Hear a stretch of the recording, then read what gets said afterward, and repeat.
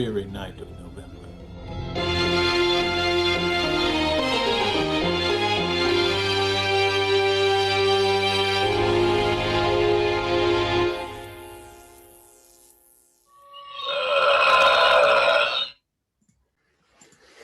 Welcome, Franken readers, to Sundays with Frankenstein.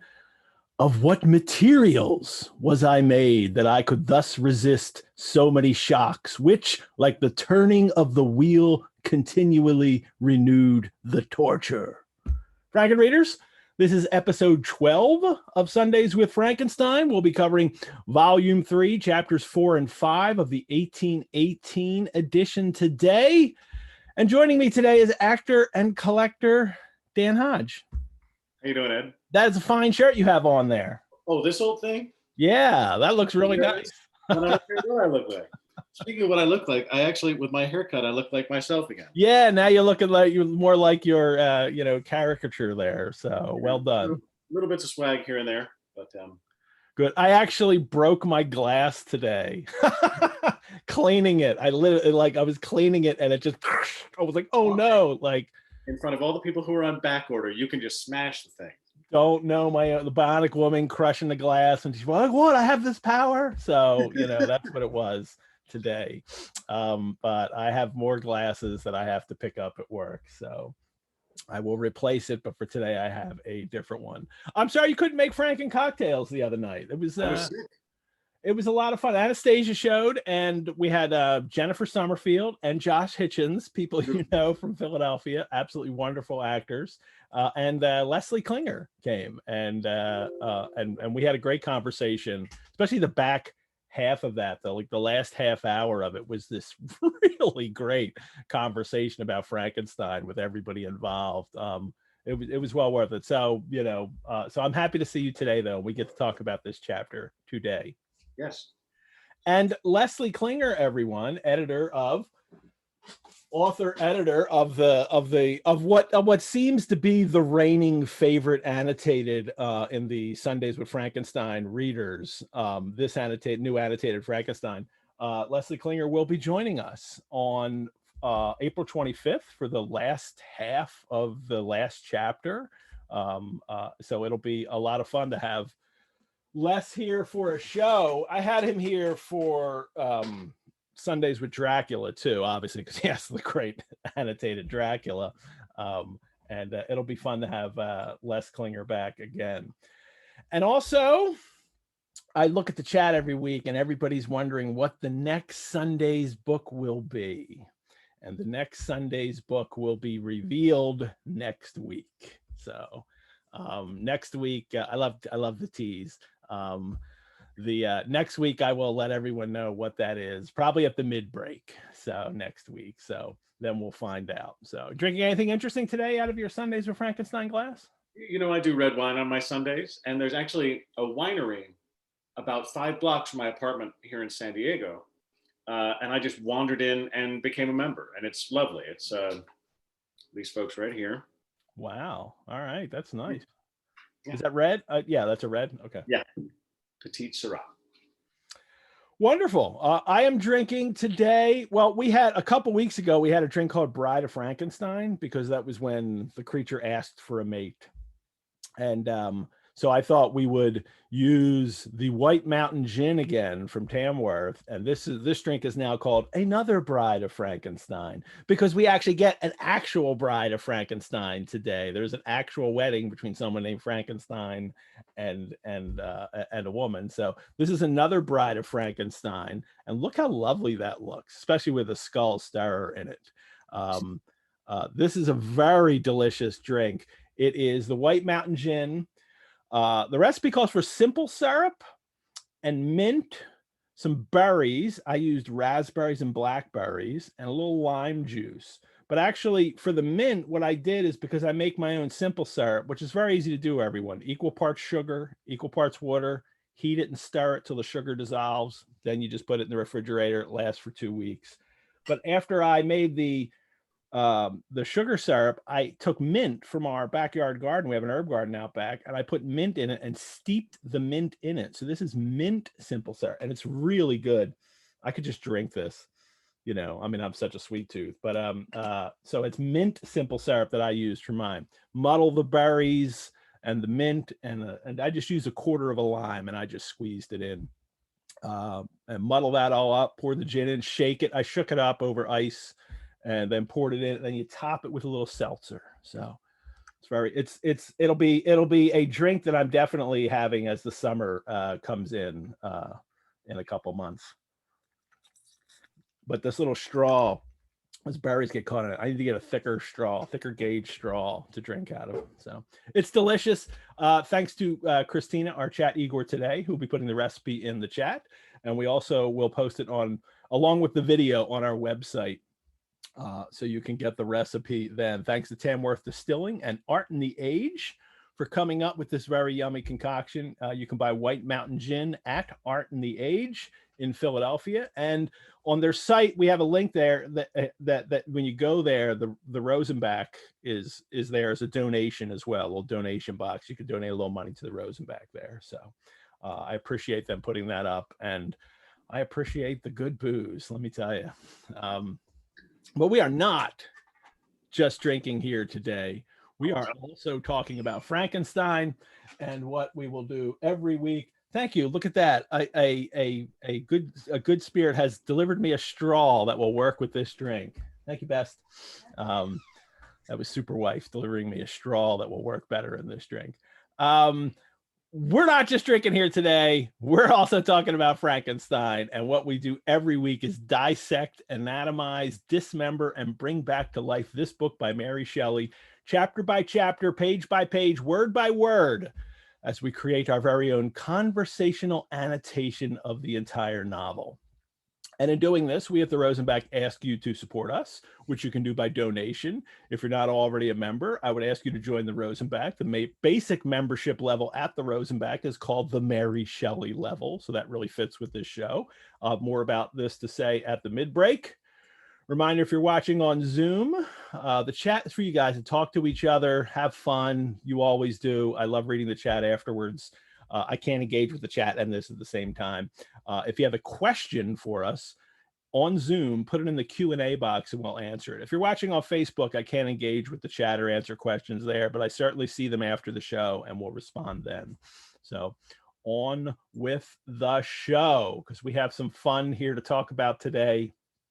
Dan, when last we met, Victor, and the last week, Victor had come ashore in a strange place, and people were not very friendly to him, telling him he needed to give an account of the death of a gentleman who was found murdered here last night. And Victor, of course, is not worried because he says, I was innocent. That could easily be proved. So, I mean, if you're innocent, you have nothing to fear. Right, Justine? So no worries there at all for Victor. He's in Ireland, by the way. And the people mentioned that they were Irish when he landed. So here we are in chapter 4. Excuse me. And let's get to that text. He's introduced into the presence of the magistrate. We'll find that his name is Mr. Kerwin later. He's an old, benevolent man with calm and mild manners. However, he is a magistrate, so there's a degree of severity about him. And he has and immediately they have a deposition, and half a dozen people come forward and they tell the story of how they found the body. This is how we start out now. Some fishermen, they were out fishing. There was a strong northerly blast rising and they came into port. It was a very dark night as the moon had not yet risen. Remember, you're getting a deposition from people in Ireland, so they're going to start to tell you a story. They're not just going to give you the facts, right? So it was a very dark night and as the moon had not yet risen, and they're going to go into all the details. Did you feel that? I felt this as I was reading this. I was yeah. You just asked a bunch of Irish fishermen to tell you what happened. You are in for a long deposition. They say they found the body of a man, but again, they go all through it like, oh, I fell over something in the dark, and then I went back and looked, and we got the lanterns, and it turns out it was a man. And the clothes, though, were not wet, and even the body was not then cold. which doesn't work plot wise. But anyway, but the body was not then cold, or it does. We could talk about that. And they endeavored, but in vain, to restore it to life, which is ironic, obviously, because Victor has that power, and we keep, that expression, restoring to life, keeps coming up in this novel. He had apparently been strangled, for there was no sign of any violence except the black mark of fingers on his neck. Which I admit, to me, that line is hilarious. Like, there's no sign of violence apart from the very definable sign of violence. Yes. Yes, it should have been the only sign of violence. Yeah, just the phraseology of the time, but it does make me chuckle. Yes, and it was the black mark of fingers, so like bruising in a shape of fingers on his neck. And Victor hears this, and as soon as the fingers were mentioned, I remember the murder of my brother and felt myself extremely agitated. His limbs trembled, and the magistrate, he says, observed me. So he's shaking as soon as he hears this, obviously looking very guilty, as they're describing the account. And then other, people are called, including Daniel Nugent was called, and he gives a deposition, which is only in one line, but I'm sure it's lasted a half an hour. And he talked about there was a boat with a single man in it, a short distance from the shore. As far as he could judge by the light of a few stars, it was the same boat in which I had just landed. So whether it was or not, whether this was, the creature before that he had seen and then he landed, there's a whole problem with this plot issue that we'll get to in just a minute. Not only we mentioned the plot last week, like just the fact that he can't just drift from the Orkney Islands to Ireland. That's not going to work. Maybe it was the Hebrides up on the other, side of Scotland. Maybe that could have worked in some way, but yeah. But the whole way, this murder happens is fraught with some plot issues here. So there is a question in the thing, and it's actually my tattoo is peeking out there, so I'll reveal that later. Nobody's asked that before. I always, I wear short sleeves all last year for Sundays with Dracula. Nobody asked about, the tattoo peeking out there. But if you have questions today, please add them to the Q&A. So I would try to answer them, even if they're personal. They see him. So they see this boat, and someone else sees the same thing, and another woman confirms it, and or about the body.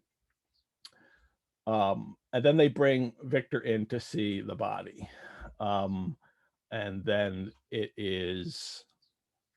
Oh, well, before that, even Victor says, knowing I had been conversing with several persons in the island I had inhabited about the time the body had been found, I was perfectly tranquil as the consequences of the affair.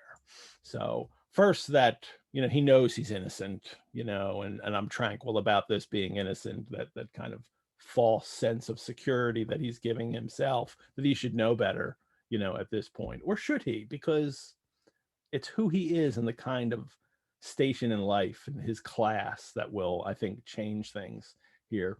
But also that he's conversing with some of those people on the Orkney Island before I read that last week. There's at no point in that chapter does that happen. Now there is a kind of missing 2 or 3 hours when that could have happened. But the whole chronology of when this murder takes place and how the body is transported there, and even transported there before Victor arrives, is a really problematic thing with this plot. But for now, he sees it, or for now, Victor thinks that he's okay. And then, why don't you read that "I entered the room where the corpse lay" paragraph there, Dan? You got it. I entered the room where the corpse lay and was led up to the coffin. How can I describe my sensations on beholding it? I feel yet parched with horror, nor can I reflect on that terrible moment without shuddering and agony, that faintly reminds me of the anguish of the recognition. The trial, the presence of the magistrate and the witnesses passed like a dream from my memory when I saw the lifeless form of Henry Clerval stretched before me. I gasped for breath, and throwing myself on the body, I exclaimed, "Have my murderous machinations deprived you also, my dearest Henry, of life? Two I have already destroyed. Other victims await their destiny, but you, Clerval, my friend, my benefactor." Yeah, maybe you shouldn't have said that out loud, Victor. Not in front of the magistrate. Like so much dialogue in this book, it borders on improbable. Yeah, I mean, his words seem like an admission of guilt to those around him, and so here's the plot. This is a plot problem, right? The creature leaves him, and then comes back and threatens after Victor has destroyed the female creature. The creature then the creature's there, or the creature leaves and then comes back and then threatens him and then leaves.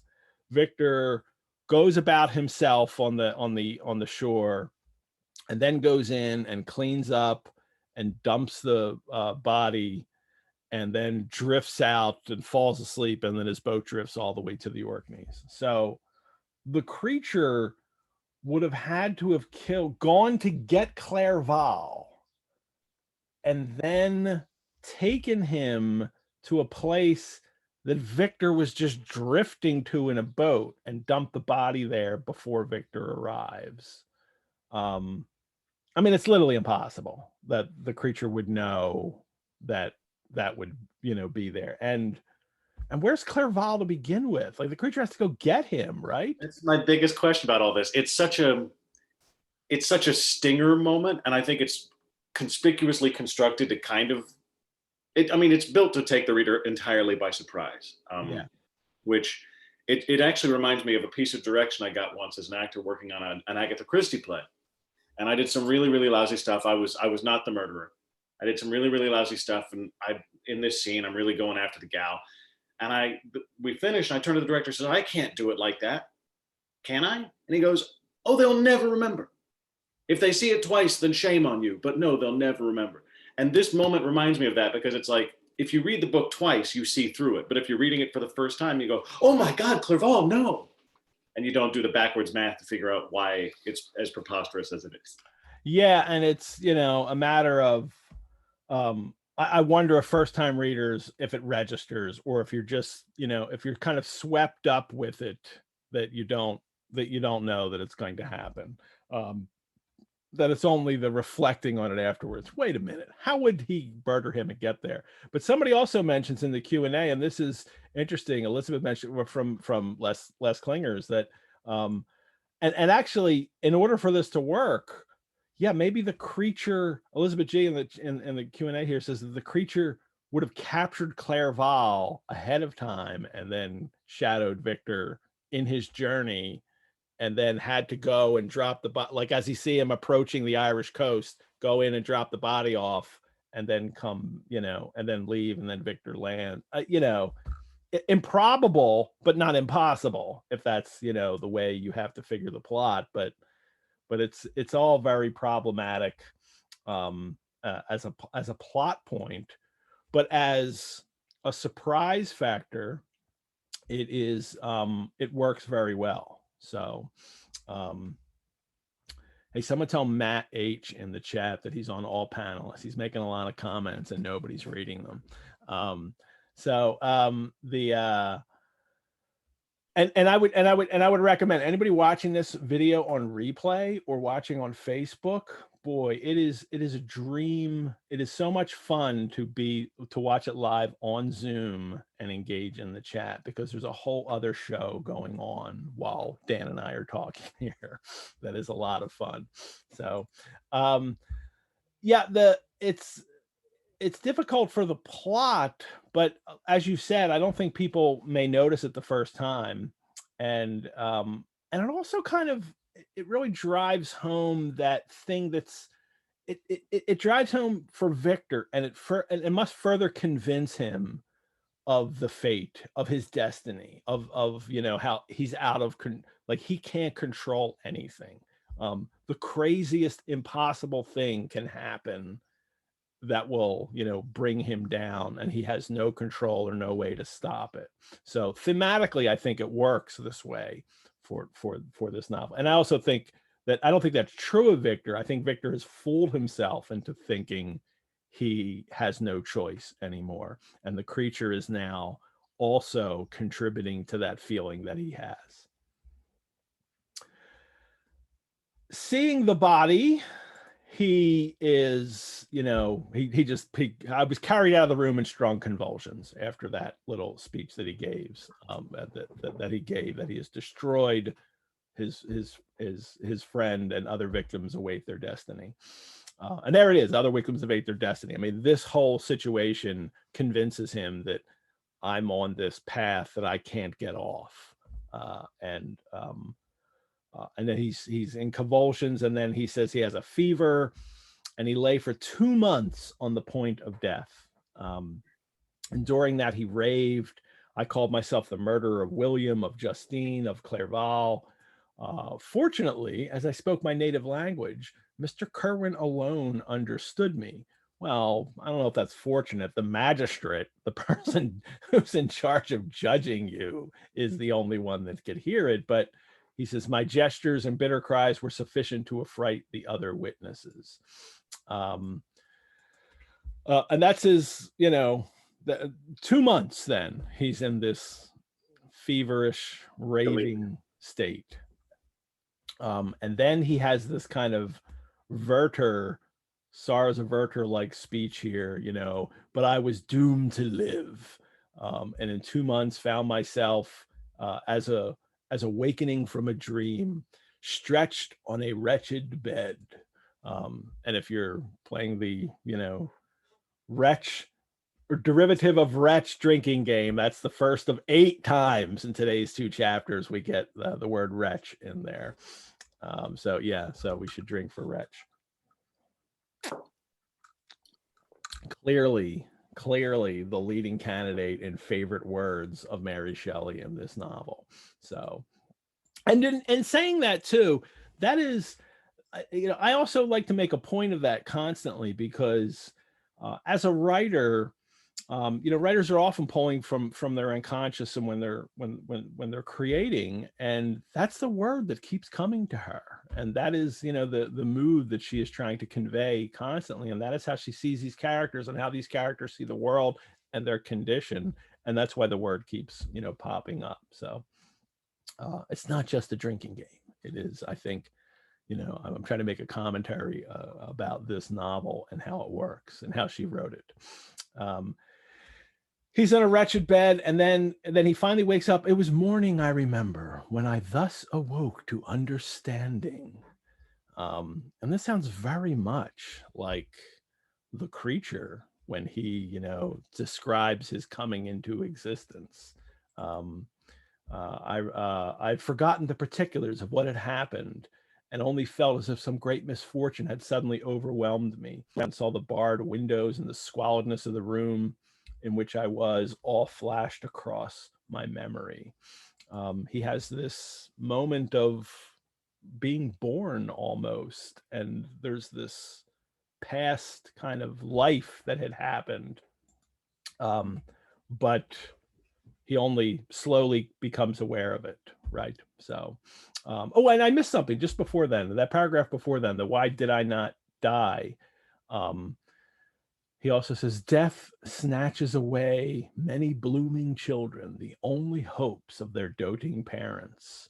And I can't help but think of Mary Shelley writing this after she has already, you know, buried one child and will soon bury another. And but you know, she understands that line, death snatches away many blooming children, is one thing to be written by, you know, someone who hasn't suffered that. But when Mary Shelley has been through that experience, that has a lot of meaning. And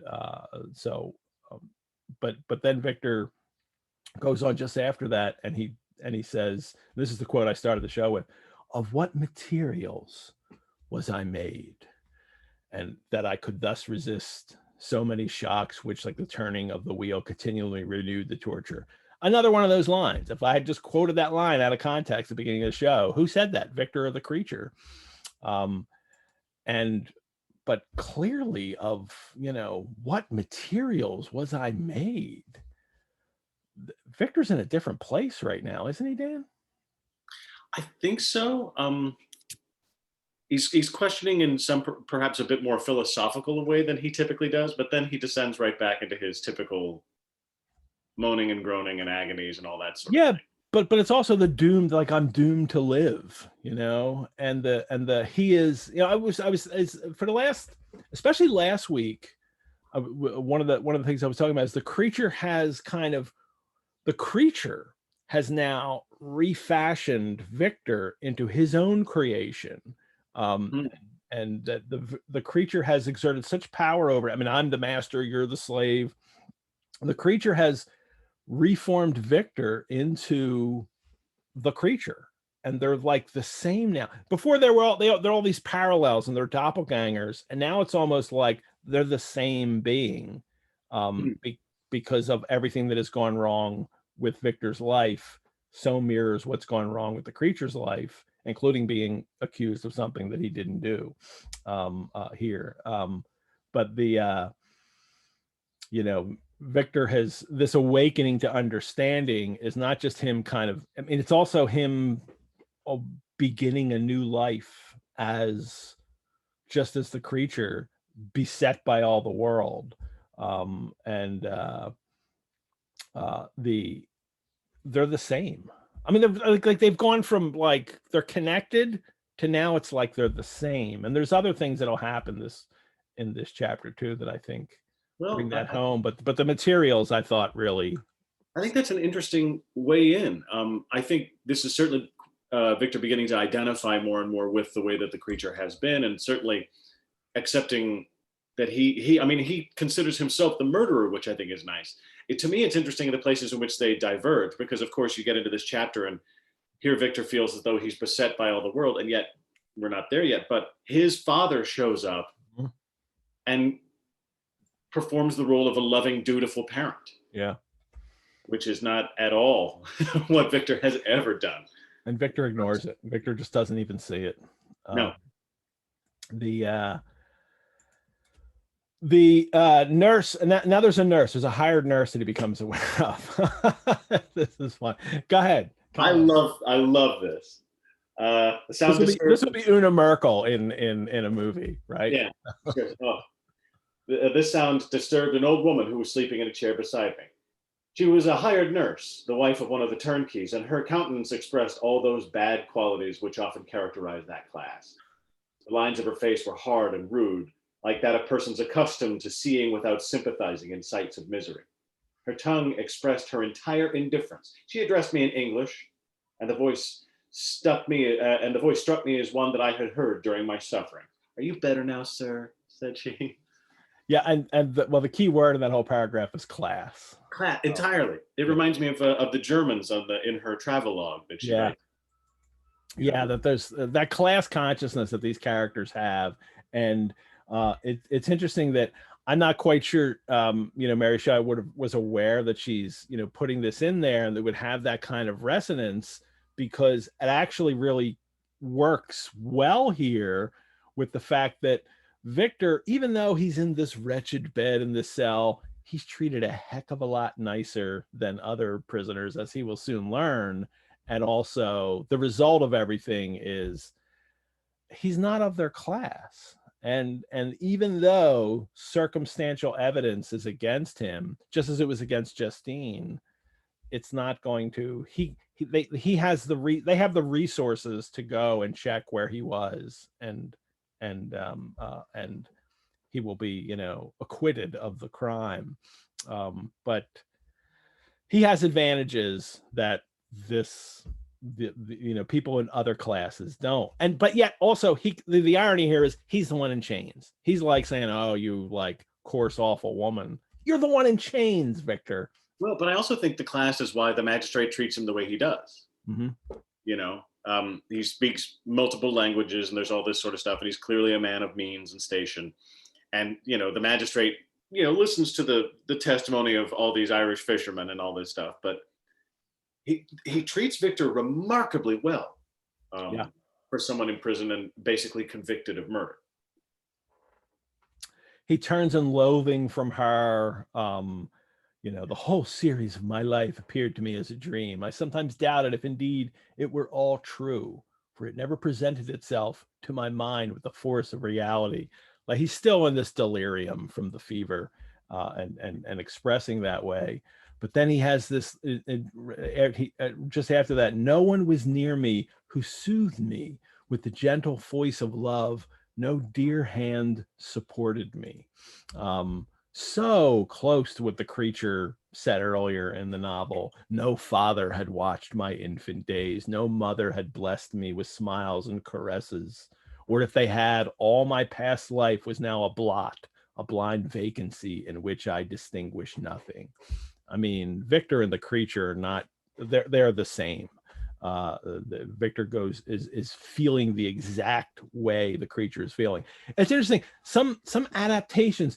It's the Patrick Bergin one, the TV one, where they have that Corsican brother thing where they both, like, when the creature is shot, Victor feels it, and then he has even the mark of being shot on him. I wonder if there's any other adaptations that do that, where they both feel the same thing as it occurs to them. Of course, it doesn't at the end. When they kill the creature, of course, Victor doesn't, or when the creature gets electrocuted at one point, Victor's not electrocuted. But that idea that they are the same being, that they're completely connected. But here, I think it's even more. I mean, more than just being connected. I think they are the same now, and I think that's the point that it keeps getting mentioned here, referred to. Except that is the way Victor feels, but it's not what's going on, and he doesn't recognize it. He says, I soon learned that Mr. Kerwin had showed me extreme kindness, the best of the room in the prison. Wretched indeed was their best. So there's another wretched for people drinking along. Dan takes drink too, so don't get drunk on me during the show. So what are you talking about? You can get drunk on me, because I think that would make a hilarious show. Drunk Frankenstein talk. But Victor's not recognizing that Kerwin is, has been kind. Like, the creature doesn't have this kind of thing. But when Kerwin comes in here in a minute, he says, well, first, Victor says, often reflected, I had better seek death than remain miserably pent up, only to be let loose in the world replete with wretchedness, everyone. I considered whether I should not declare myself guilty and suffer the penalty of law, less innocent than poor Justine had been. So at least he recognizes that his condition is the same as Justine. He hasn't completely forgotten that, and knows that he is in the same kind of position that Justine was thrust. Not that that's any, of course, Victor. That's the obvious. He should know that. But when Kerwin comes in,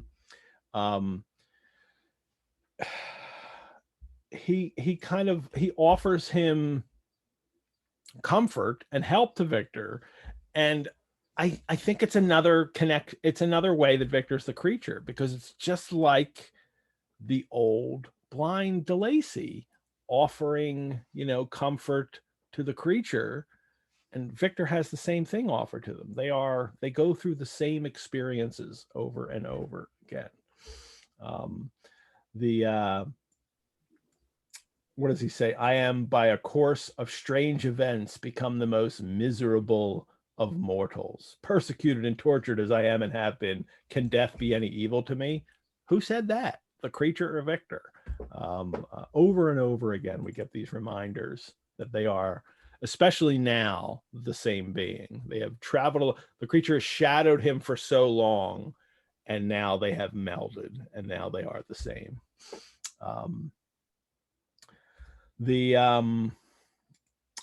Kerwin tells him how they've discovered him. And also Kerwin says, that the body, Henry Clerval was murdered in so unaccountable manner and placed, as it were, by some fiend across your path. And Victor's like, what do you know what happened? Because that is exactly what happened. And the fiend, by Kerwin calling him a fiend, is one of the terms that Victor has been using to describe the creature. They found several letters on him and wrote to Geneva. So they know who he is and they know where he's from. They understand that this is a high class, person from Geneva. This isn't just some tramp who is, come ashore there, that Victor has some standing, and that has been recognized right away. Kerwin says, a friend has come to visit you. Victor automatically thinks maybe it's the creature to taunt him. And then Kerwin says, I should have thought, young man, that the presence of your father would have been welcome. I like that, young man. Another reminder, everyone, Victor's 24, as if we need reminders the way he's behaving, that he's not obviously very young, but it's a novel about young people. And also not unlike, Goethe's, Sorrows of Werther, which I keep mentioning. It is about how young people react in these extreme situations. And Victor is 24 years old at this point in the novel. His father comes in, and how can we not notice that the father comes in and offers comfort, right? And this is what the creature wants. When the creature meets up with his father, all he does is curse him, and not as if and not to say the creature is completely innocent either. The creature has murdered a 9-year-old child and directly caused Justine, a young woman, to be, executed for that crime. So the creature's not innocent, but certainly the treatment that the way Victor treats him is not going to help the situation, and it's certainly not the way a father should treat someone. But here we get a reminder of it. Here, this is a father coming in and treating him this way. Linda in the Q&A asks, does Victor have any redeeming qualities? Perhaps I missed them. In parentheses. Dan, does Victor have any redeeming qualities? He's a handsome fella. I don't know.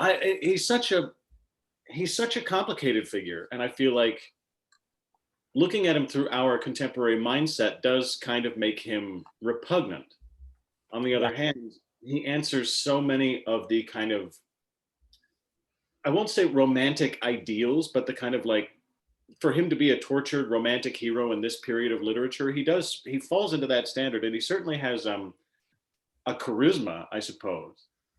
But I don't find him a particularly sympathetic or a character that's terribly easy to invest in.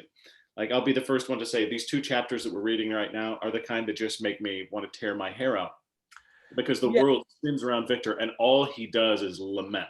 Yes. That's literally in my notes. Laments his destiny right now for this next passage coming up. It's hard. Like, even if I come up with something redeeming right now, by the end of today, the things that he writes to Elizabeth and then that he says to Elizabeth are just going to completely wash it all away anyway. I think the most redeeming thing about Victor is that he is perhaps the most brilliant person that has ever lived. That he has an extraordinary mind. He was able to discover the secret of life and bring dead people back to life. That's extraordinary. That's not necessarily redeeming, but it is, he is an extraordinary person. He is a kind of great figure in the old historical way of great figures that people used to write about and read about. And that is would I want to encounter somebody like Victor? Yeah, I would. I'd love to talk to him. I'd love to figure out, you know, and not to just know that secret, but he has something extraordinary that other people don't have, and he has, you know, Well, it's blown certainly it. recognized by his professors in the beginning of the book, the professors who kind of mentor him into the scientific way of being.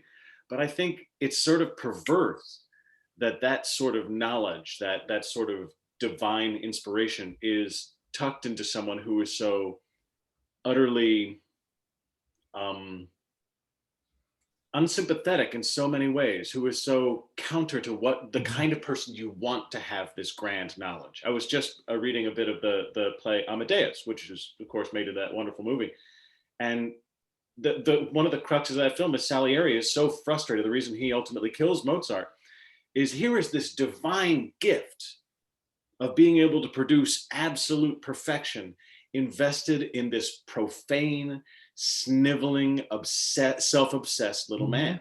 And the notion of something that is so magnificent contained in a human being that is so flawed, I think is fascinating. I'd love to see you play Salieri. So, well, I got time on it. I'm not, you know, it's usually played by a man in his 50s, so I got time. Makeup, come on. Hey, you know, I mean, I hope it comes around. It'll be awfully nice.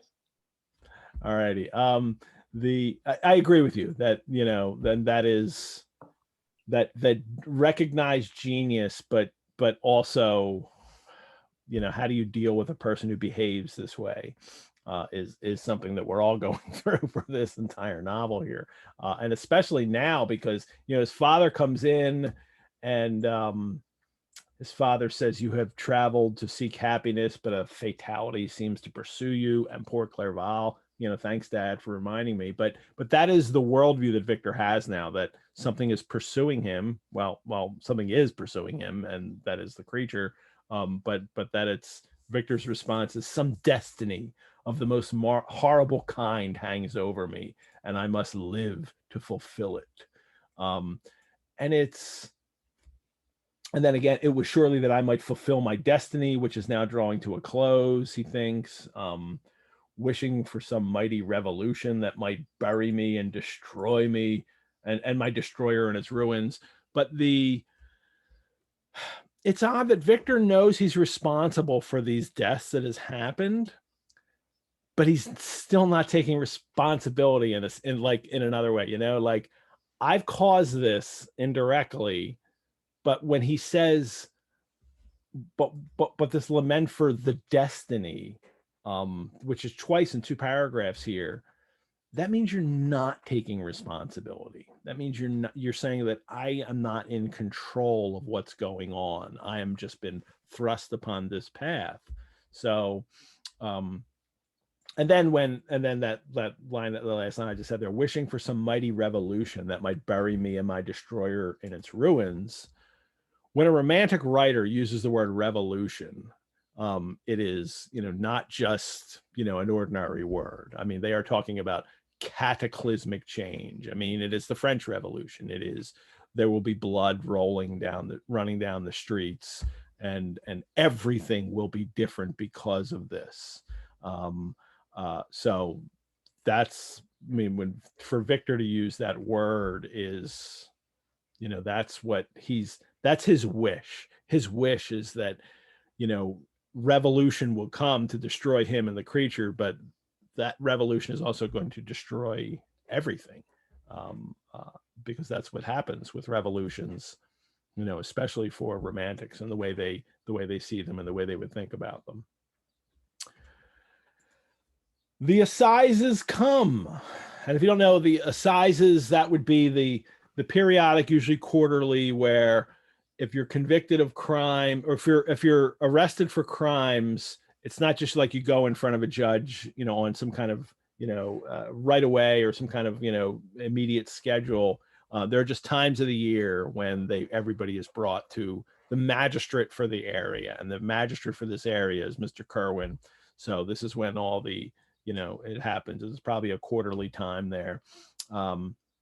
Victor's already been 3 months in prison, and obviously It was proved that I was on the Orkney Islands at the hour the body of my friend was found. So, you know, he's set free. Unlike, and you can't help but think, I think I mentioned there's 4 trial scenes in this book, and this is the second trial scene. Is it 3 or 4? I think it's 4. I can't remember, but this is another trial scene, and they happen in this novel. And so unlike Justine, they found that Victor could not have, you know, committed the murder. He was somewhere else. Well, Justine, you kind of said the same thing. It's not until they're actually searching for the boy that's when they said she, like, you know, like he was already missing, and then she went out on the search with everyone. And so, you know, it was an easy argument to think that like Justine wasn't involved. But Victor gets a fair trial because, hey, he's, you know, yeah, I mean, he's, you know, white European, you know, rich man, and it's easy for them to you know, it's easy for him to work with the system and become, and Mr. Kerwin treats him well. You know, even the magistrate himself has been visiting this prisoner for months, maybe only periodically, Victor says, but still, he has formed a relationship with him, and himself went through his, you know, clothes and found the letters to his father and wrote to his father. And you know, Justine doesn't get any of that. Justine gets priests coming in telling her, you have to confess or you're going to hell. And Victor doesn't get any of that stuff. So he doesn't see it, though. That's the problem here, that he mentions he's like Justine. He doesn't see the advantages that he has. He doesn't see that he's free, that he's you know, for him, he's just free because it was proved that I was on the Orkney Islands. That's all. He doesn't see the rest of it. And I wonder if Mary Shelley's trying to point that out to us. I think perhaps she is, especially because we've gotten 2 trial scenes now for someone accused of a murder they didn't commit. And yes, I think that is maybe a point that's being made here. For Victor now, though, the cup of life was poisoned forever. And although the sun shone upon me as upon the happy and gay of heart, I saw around me nothing but a dense and frightful darkness, penetrated by no light but the glimmer of 2 eyes that glared upon me. And the one is Henry, and then it's also the creature. Although the sun shone upon me line, like the sun shines upon him and he can find no solace in that. First of all, that's not good romantic philosophy. The nature should always provide you with some kind of solace in the world. But it's also, remember the creature's threat curse in the last chapter. I can make you so wretched that the light of day will be hateful to you. And you, Victor, he says, shall curse the sun that gazes on your misery. So Victor's not quite cursing the sun, but the sun is also something that doesn't provide him with anything, you know, beneficial now. That he's still wretched even though the sun is there. And I can't let Glimmer go by. The glimmer of 2 eyes that glared upon me is this kind of vision that he has. In one of I found a reference, I think online, and it was about, there was a Shelley poem, a Percy Shelley poem called Alaster, which he had already written before she was writing this. And there's a line in it that this character later in the poems, and the lines are, and when 2 lessening points of light alone gleam through the darkness. And what he's describing are these 2 eyes looking at him through the darkness. And I think that is kind of there, but glimmer, I'm hearing glimmering eye or glittering eye from Rime of the Ancient Mariner, and that close to glimmer and glitter, I think is, I keep throwing out Rime of the Ancient Mariner, and like it's like an almost connection. Glittering eye of the old Ancient Mariner that looks upon him, like holds him, and glimmering eye here. Maybe there's another.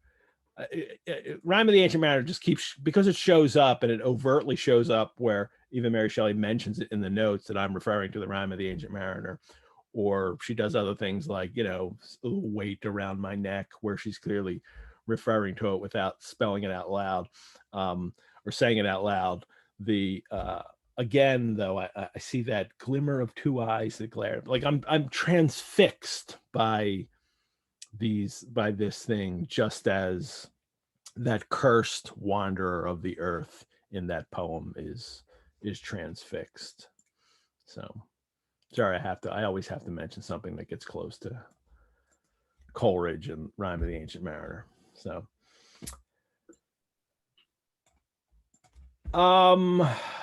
his father tries to awaken feelings of affection, talks about Elizabeth and Ernest, but these words only drew deep groans from me. The melancholy, and Victor has a melancholy thought with melancholy delight of my beloved cousin, or along with a devouring maladie du pays, to see once more the blue lake and rapid Rhone. Richter's kind of oblivious to the fact that he's got a father. Like, my father is right here taking care of me, has come from Geneva. He's an old man, and he came out to me to take care of me. And he's got this family waiting for him, but he's not feeling that. And this is exactly what the creature wants, right? I mean, that maladie du pays is homesickness. That's the word. That's the term for homesickness in the novel. And it's almost like Victor's more homesick for the country. That's what he's feeling homesick for, not necessarily even the people. I mean, that's his journey throughout this book entire. He is forever overlooking the people who are close to him and people who care about him, and he takes them for granted until they die. And even then, their death becomes, he like, what, their lives have been extinguished, but he looks at it as a judgment or a punishment on him. Mm-hmm.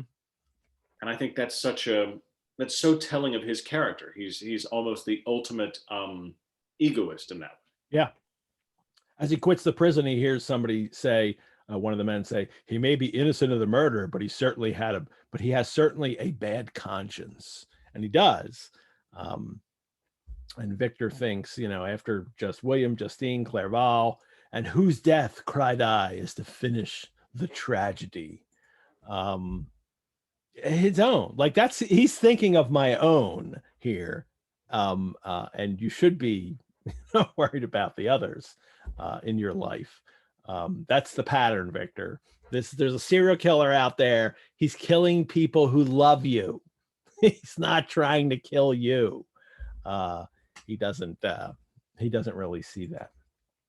And then just before they leave here, well, they're going to take their leave. The 1831 edition, there are some changes too.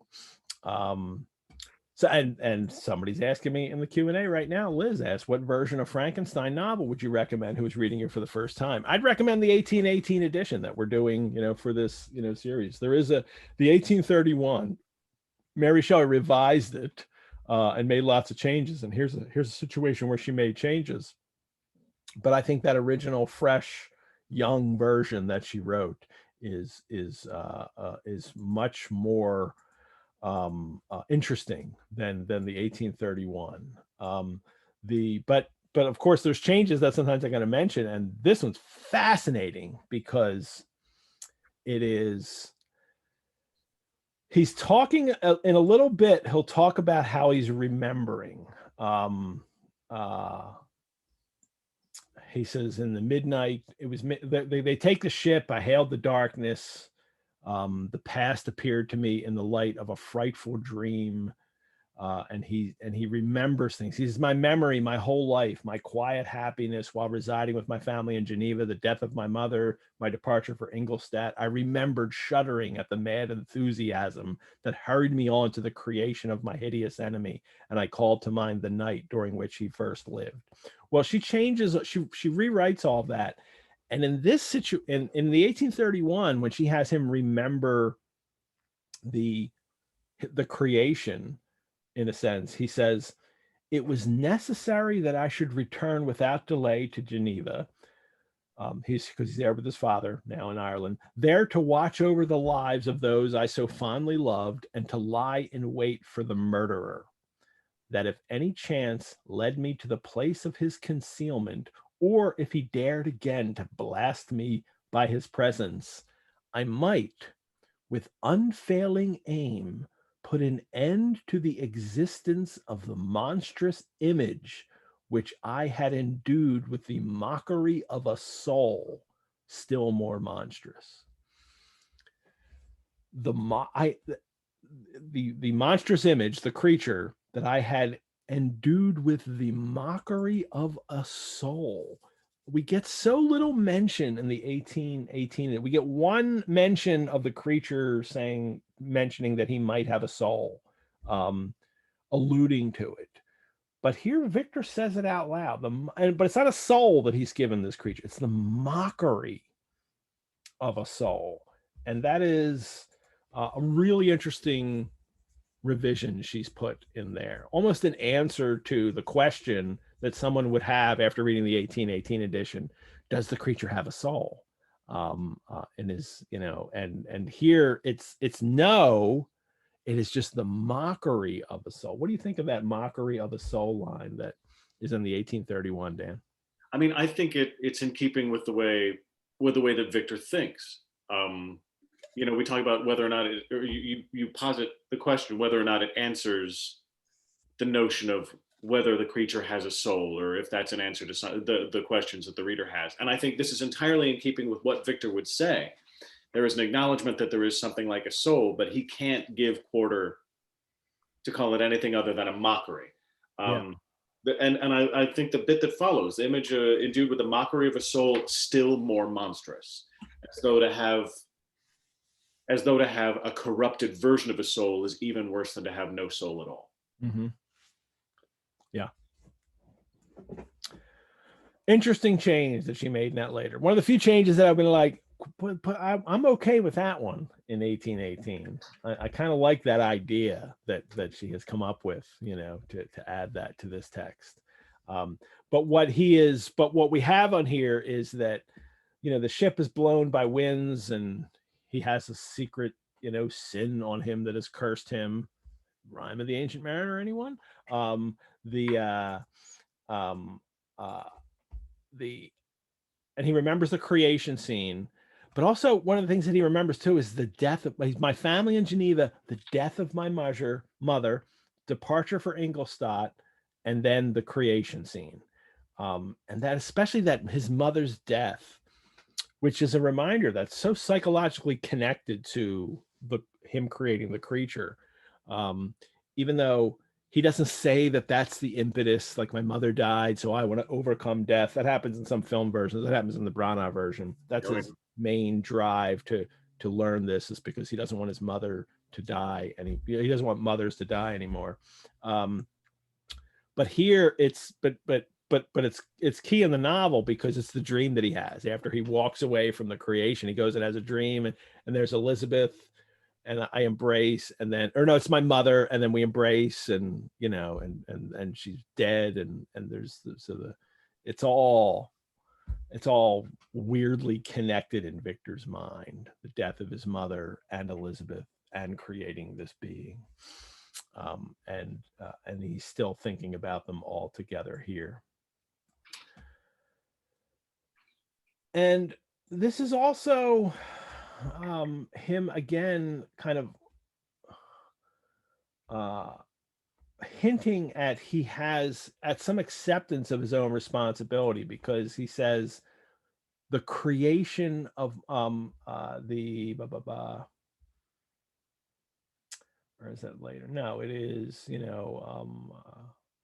my memory, my whole life, shuddering with the mad enthusiasm that hurried me on to the creation of my hideous enemy. He understands that he has created this enemy,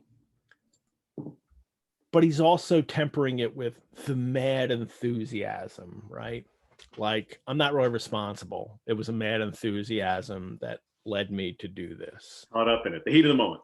Yeah, and that's not responsibility when you call it a mad enthusiasm that caused you to do what you did. That is, again, avoiding responsibility. So let's finish this chapter before we take a break, and because it's the last paragraph here, and he's taking laudanum. And for those who might not know, laudanum is opium. Basically, it's opium infused in alcohol. And it is a very common drug for people to take in the 19th century up until just, I mean, the 20th century starting. I think there's probably still some people taking laudanum at the beginning of the 20th century. But it is, it becomes illegal to take opium soon into the 20th century. And it is a common drug in Mary Shelley's lifetime, but people still recognized how dangerous it was. Percy Shelley takes laudanum to help him deal with certain, maladies.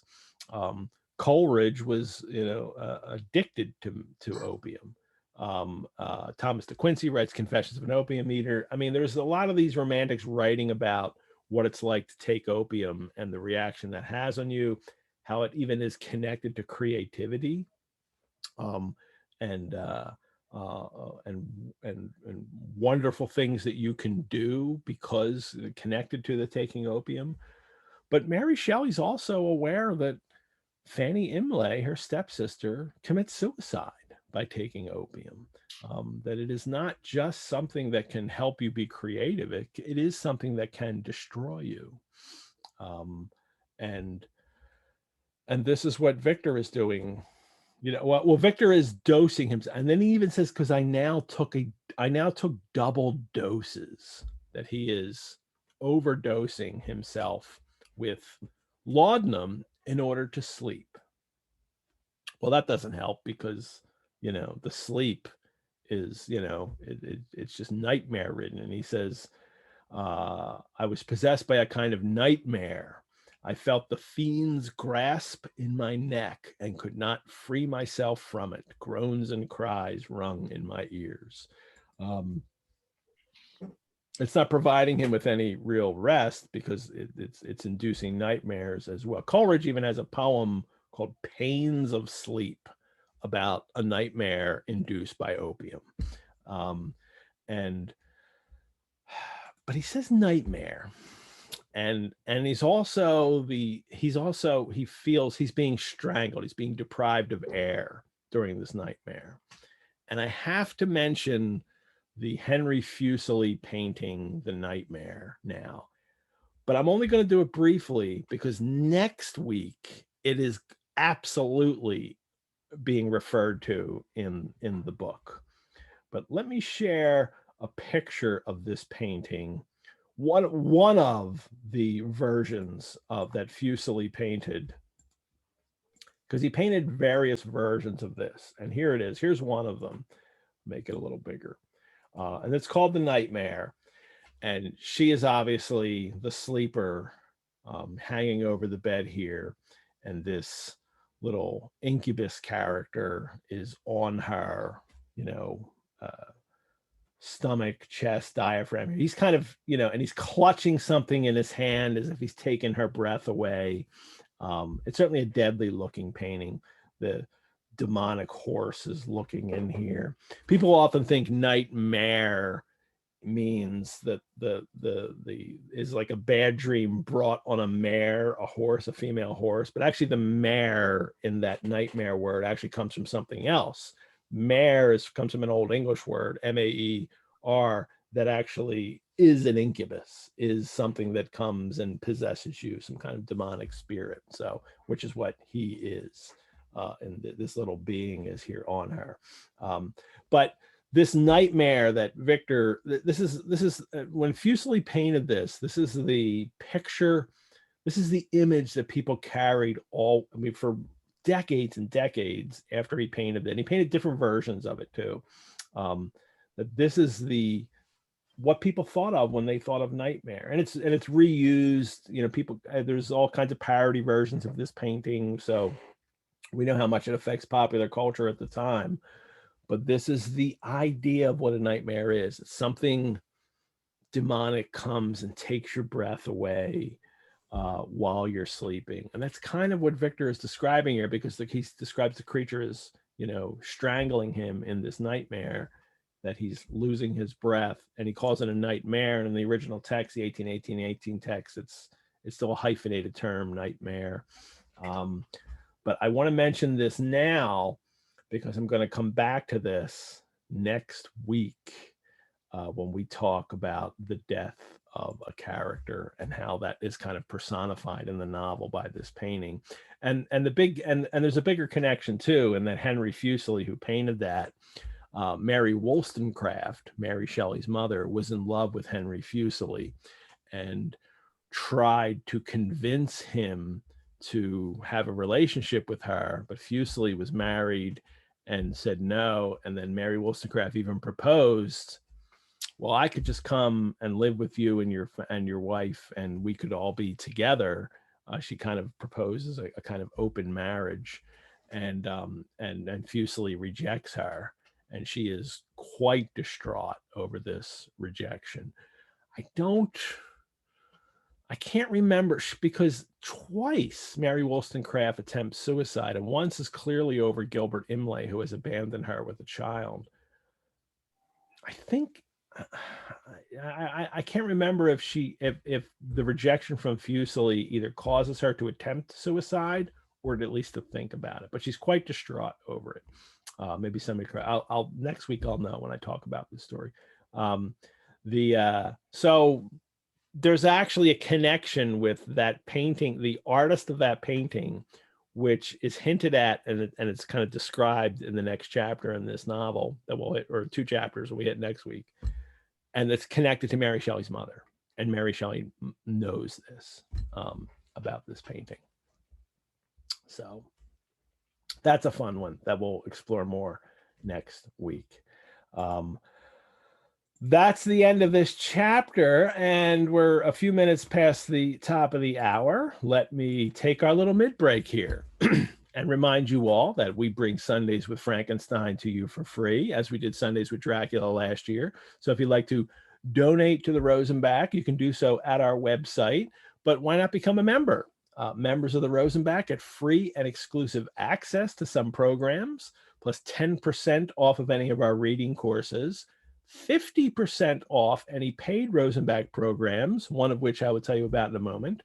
And the basic membership level of the Rosenbach is called the Mary Shelley level. So what could be more perfect for you Franken readers to join the Rosenbach at the Mary Shelley level and help us bring the books and manuscripts in our collections to life. And I want to give a shout out to some new members, people who joined the Rosenbach just over the last week. And that is Kat in Central Falls, Rhode Island, Edward in Chapel Hill, North Carolina, Robert in Lafayette Hill, PA, and Joseph in Philadelphia, PA. All joined at the Mary Shelley level. Thank you all. At the Abigail Adams level, and even higher level, Jessica in Philadelphia and Jennifer from Lancaster, PA. And at the Phyllis Wheatley level, Phil from Afton, Virginia joined in the last week. So if any of you guys are watching, thank you so much for your support.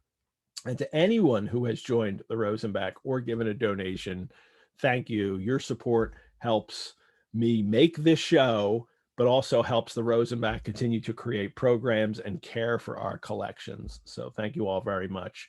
And we have one more extra Frankenstein program coming up. Dan and I did Franken Films, and then we had David Gustin come and talk about science and the scientific, issues in Frankenstein. And then last week we had a Frankenstein cocktail party. And on April 21st at 7 p.m. Eastern Daylight Time, we have a program called Mary Shelley and Her Creation, which is actually 2 newly filmed performances of Jennifer Summerfield doing her solo Mary Shelley piece, a more condensed version of it, and Josh Hitchens doing his solo Frankenstein piece that he does. It's the whole novel that just he does a solo piece of. It's really astounding. And then After we show those, Jen and Josh will be here live for a Q&A that you can ask them questions about their performances in Frankenstein. So that is on April 21st. If you're a Rosenbach member, you get 50% off of that program. And I can't wait for that one. That's going to be a lot of fun. Dan, you know these performers. Oh yes, absolutely. Splendid performers, both. I mean, people that I greatly admire. I've had the privilege of directing Jen on a couple of occasions. And the only time I've ever worked with on a Josh on a project was actually he assistant directed a play that I worked on. But I have such admiration for both of them, and they're splendid performers. So April 21st, everyone, you have to catch that. You cannot miss that Mary Shelley and her creation. So back to the novel. Actually, before I back to the novel, get another drink going here. I prepped this ahead of time, this one. I muddled the berries and mixed the lime juice and the mint simple syrup and the gin. So I'd be all ready to go. And then I make that, and then I just top it with a little seltzer.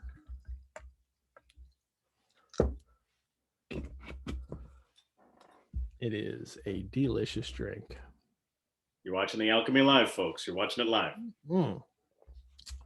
Yeah, we did Franken cocktails last week. I did drink demos. So I did 2 of them on the show. It was fun. And someone named a drink, and it was Rachel, who watches all the time. And she won the drink name. There were a lot of great names for it.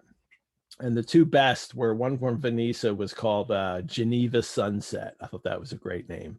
But the one that won, because this drink had the thyme simple syrup, the herb thyme in it. And she came up with the Time of the Ancient Mariner. And I was like, that has to win. Like, she knew that I'm all about rhyming. Know your audience, Rachel. Know your audience. So she won that, and she's getting a Frankenstein, Sundays with Frankenstein glass in the mail for coming up with the name for that drink. And she'll have a glass before I have a new one because my mind broke. Chapter 5 in this volume. And again, there were some things I want to mention here. We resolved not to go to London at first. We're going to travel here and make our way. Actually, in the 1831 edition, there's another change here that I thought was interesting. Just as an intensifier of what's been going on here.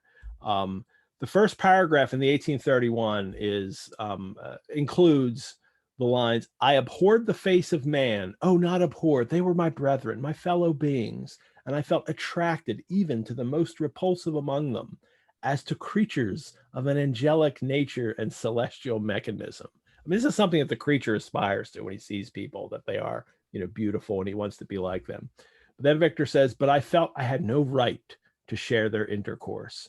I had unchained an enemy among them. Whose joy it was to shed their blood and revel in their groans. First of all, Victor was literally chained in prison right now. He has literally just been unchained and set free into the world himself. And then he writes, how they would each and all abhor me and hunt me from the world, did they know my unhallowed acts and the crimes which had their source in me. I mean, it's Victor as the creature. I mean, he just is the creature now. He sees himself as the creature. Everything about that paragraph says, Victor, you're the creature now, not the creature. The creature's not the creature, you're the creature. So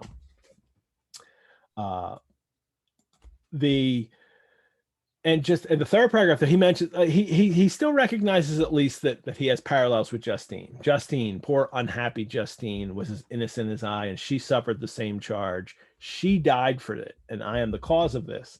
I murdered her. William, Justine, and Henry, they all died by my hands. That's still not taking responsibility. Like the ultimate results of when Victor said the ultimate results are not their deaths for Victor, but the misery he is in because of their deaths. So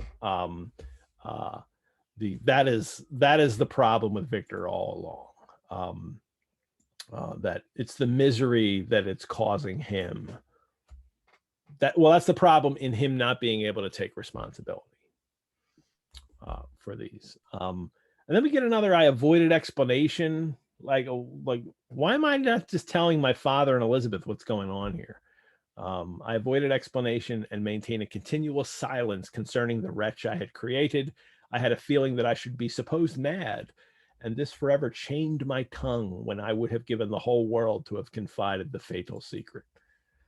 Well, nobody's stopping you. I mean, and they already think he's mad the way he carries on, like that. Yeah, I'm not convinced of this reasoning. And are we supposed to think that, like, supposed to? Do you think Mary Shelley's trying to lead us to judge Victor in this way, that you should just tell them? I don't know that that's what she's leading us towards at all. So much of the way that he comports himself and his internal dialogue has to do with the burden of carrying the secret. I actually think and I may be completely wrong here, but it reads to me as though we're meant to admire him for keeping it from them, at least at this juncture. Yeah. It would be to subject them to something that would ruin their entire lives. And of course it ultimately does. Like, it's damned if you do, damned if you don't. But I don't think, it doesn't read to me as though she's asking us to want him to tell them.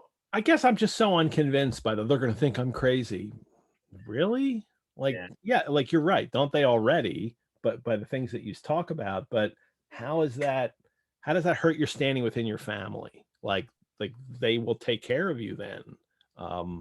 Yeah, it's not much of an explanation. I mean, I think the bigger fear would be, to my estimation, if they did believe him, the destruction that would do to his relationship with the family would be immense. I created life, and it's the reason why these people have died. Yeah. The people close to us, and I knew it the entire time, but I didn't tell you. Like, that would be. But then it's because if that's the key here, then I'm avoiding telling you because I don't want to get treated badly by you. Yeah, which I think I don't want to take responsibility. It's more in keeping with his actual character as revealed through words and actions over the course of the book. Having his cake and eating it too. Well, now we're going to get a letter from Elizabeth, and she is, she's going to, the way she reacts to all this sadness is clearly a lot different than him. She starts at my dearest friend. She writes about my uncle, my poor cousin, she calls him. And then in the third paragraph here, she's, explanation, you may possibly say, what can Elizabeth explain to you? She's offering an explanation. Like, wow, really? Like Elizabeth is so selfless. Like, let me explain. Like, Victor, clearly the one that should be offering explanations. He just got through saying that he's not explaining. Like, I'm going to hold this back from people. And she's the first, then right after that, we get something from his family where she is offering to explain something. And then her explanation's all about him. Read that you well know, Victor paragraph. Gladly.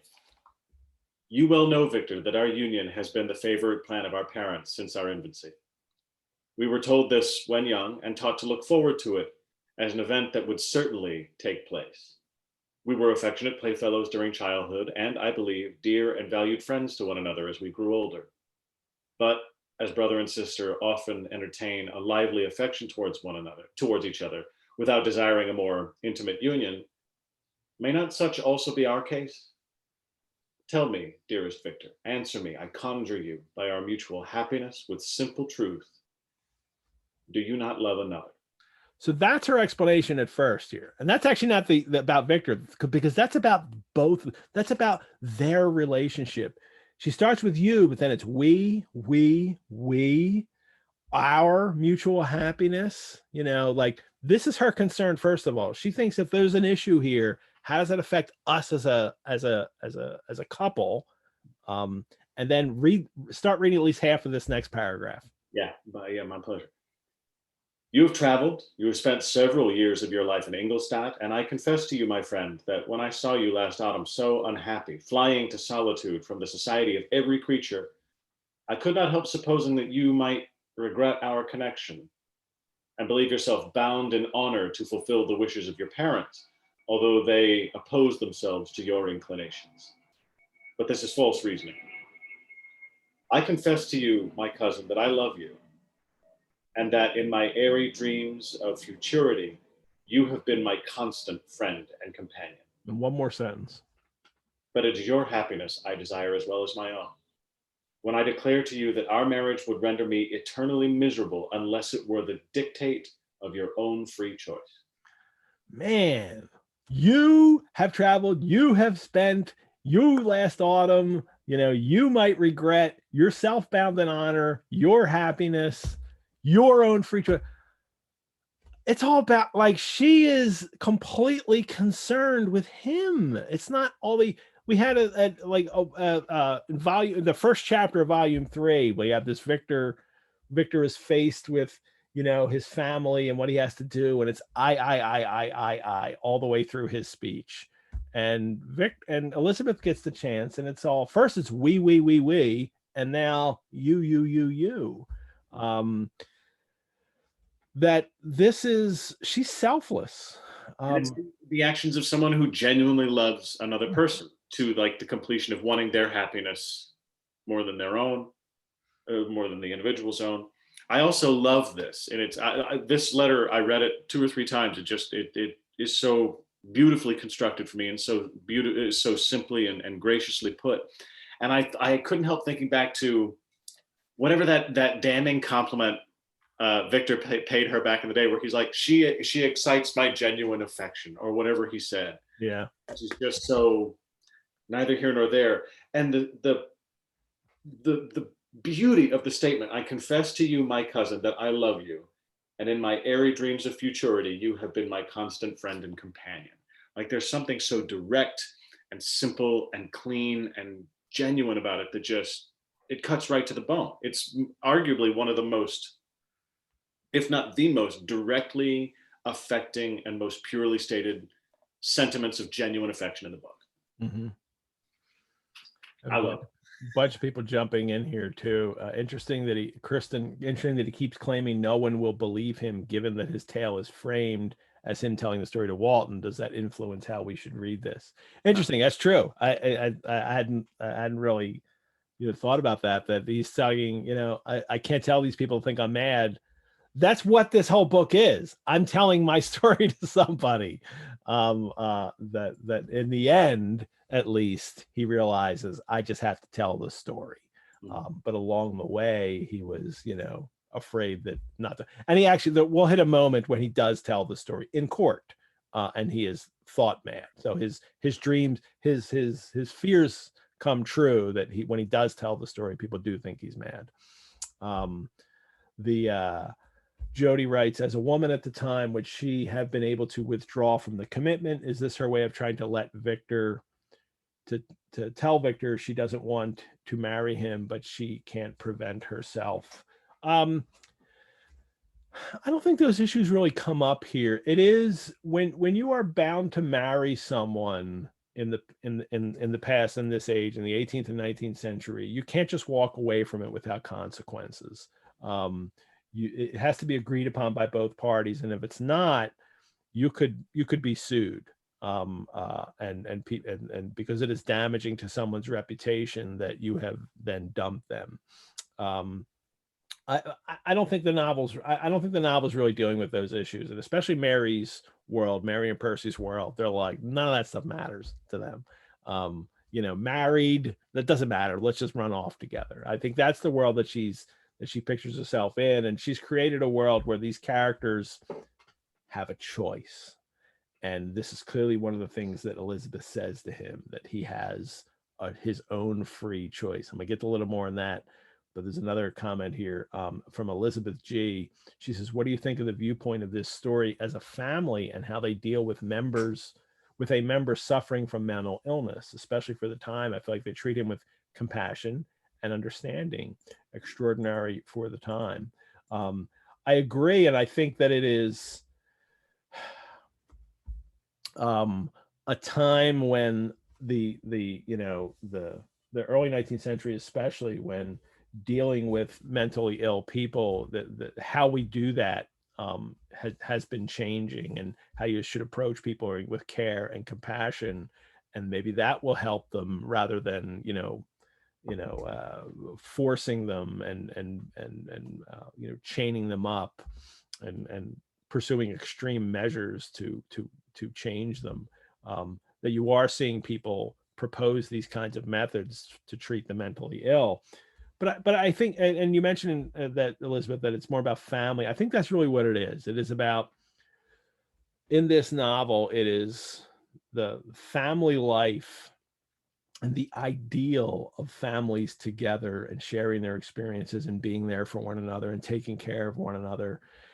It's literally the heart of the novel, because the very center of the novel is the creature talking about the DeLacy family and how the most extreme misfortunes affect them, but they're together and happy together. And even in the center of that is the Safey story. And as Safey is being taken in by a family who will care for her and love her. And that is what we're constantly being reminded of. And Victor doesn't say it.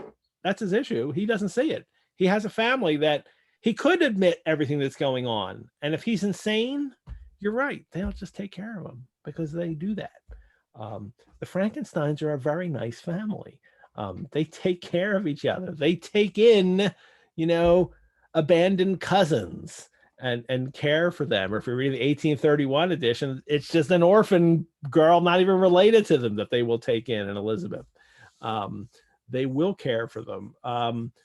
Yeah, I'm not sure it's a reflection on treatment of those who might be mentally ill as much as it is, a further reminder that family is important in this book.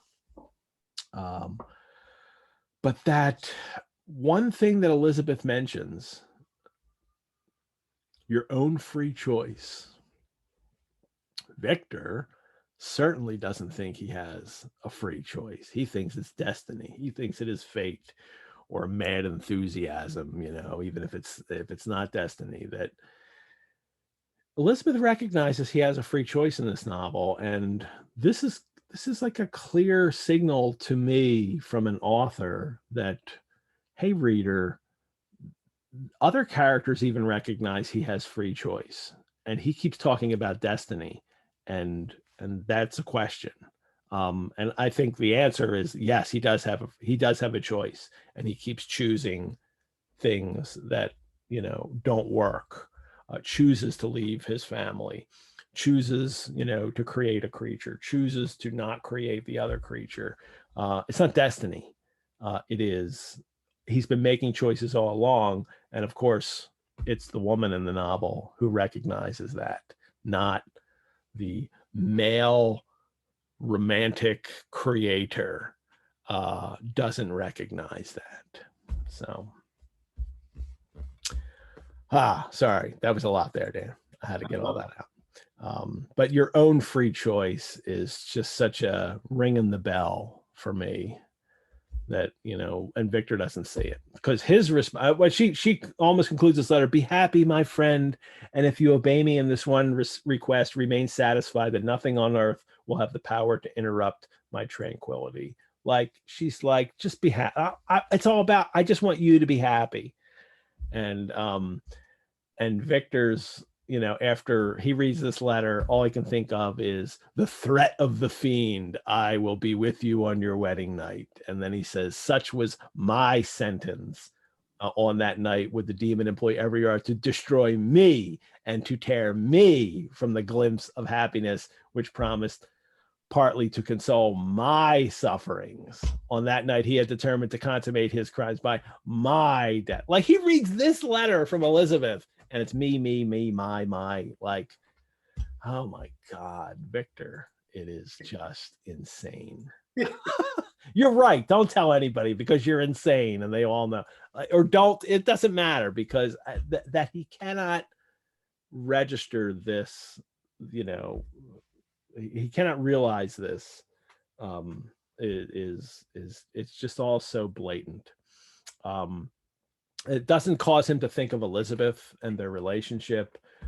It's the creature and the threat. But perhaps it's because Victor isn't even Victor now. Victor is the creature. And so he's not, you know, he's no longer himself. He does think of Elizabeth then, just after. First he says, in Elizabeth, in my Elizabeth, oh my God, I didn't even notice it earlier. He says, in my Elizabeth, I possess the treasure. Wow. And then he, sweet and beloved Elizabeth, I read and reread her letter. I had some softened feelings stole into my heart and dared to whisper paradisiacal dreams of love and joy, but the apple was already eaten and the angel's arm bared to drive me from all hope. What, Victor's Adam now? How could he be Adam if he's the creator? Again, he is the creature. Just as the creature earlier compared himself to Adam, creature also compared himself to Satan. Victor's now Adam. Victor even sees himself as Adam. Victor sees himself always now in the position of the creature, of a being who has been made by materials, and it was the creature himself who has fashioned Victor by this point. Well, Victor's gonna write a letter back, and this is the worst proposal letter. This is worse than, I think, Mr. Collins proposing to Elizabeth Bennet. It's worse than Darcy's letter, certainly. Proposing here. This is, the worst proposal letter ever. Read in this state of mind. Yeah. Just read that paragraph. In this state of mind, I wrote to Elizabeth. My letter was calm and affectionate. That's so, and that's like Mr. Collins at Pride and Prejudice. I was being very calm, and Darcy, rather, I meant. So go ahead. I fear, my beloved girl, I said, little happiness remains for us on earth. Yet all that I may one day enjoy is concentred in you. Chase away your idle fears. To you alone do I consecrate my life and my endeavors for contentment. I have one secret, Elizabeth, a dreadful one. When revealed to you, it will chill your frame with horror. And then, far from being surprised at my misery, you will only wonder that I have survived what I have endured. I will confide this tale of misery and terror to you the day after our marriage shall take place. For, my sweet cousin, there must be perfect confidence between us. But until then, I conjure you, do not mention or allude to it. This I most earnestly entreat, and I know you will comply. All right. If there's anybody watching who is not yet married, maybe, if anyone ever proposes to you or says the morning after our marriage, I'm going to reveal the most horrifying secret ever. After we're married, I'll let you know. Just run. All right. Just like, oh, I forgot to tell you, I'm busy that night. I'm moving to another country. Oh, I'm married. I'm already married. Didn't I tell you I forgot? And then run, like escape from this person. Because that's like what a serial killer says. Well, and this in response, Bluebeard. In response to the letter that she wrote that is so like delicately constructed and genuine and filled with actual heart. And his is like calm and affectionate. I know you will comply is the closer. Like such a... That's not calm and affectionate. She confessed that she loves you, dude. And you're like, the word love doesn't appear once. He's like, well, I will be happy to spend what is left of my miserable life with you. Oh my gosh. I just can't, that is not a proposal. No. It's a proposal. It's just not one you should ever say yes to. And that is who he is in this novel right now, especially as he's the creature, he is pure misery, and wretchedness. And it's almost like if the creature proposed to somebody, it would be like, the secret would be that I'm not actually like a person like everybody else is. Like the creature has a secret too, that the creature was created by a man alone, not born of anyone, and that he's also murdered people. And it's, it like the secret that Victor is going to give here is almost the same secret as the creature that would give in a situation. So I mean, I keep coming back to every time you say that Victor has become the creature here, it's one of these things that, like, I agree and I disagree at the same time, because I think there's a fundamental difference between the two of them. Yeah, Victor doesn't recognize it, right? Yeah, well, he doesn't recognize it, but also the creature acknowledges and at times laments the agonies of his existence, but he is almost always outwardly focused, always seeking other people, always looking for things in other people. And Victor acknowledges other people, but is only living within. Yeah, it's all self. And I guess to that degree, they are kind of the same, because Victor is completely obsessed with Victor, and the creature is completely obsessed with Victor. Yeah. But the creature, the whole journey with the de Lacys, Victor does not evidence anything like that care or attention to other people in this novel. Yeah. And the creature has decided the creature is purposefully refashioning Victor into this creature of wretchedness like himself, and Victor has completely bought it. Victor has completely said, yes, you're right, I am the most wretched being ever, and I am this. And so it is all Victor's perception that he is the creature. Elizabeth recognizes that he has a choice.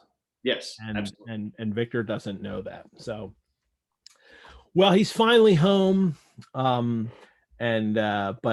now he's not all. Memory brought madness with it. A real insanity possessed me, and this goes along with what Elizabeth G asked earlier about.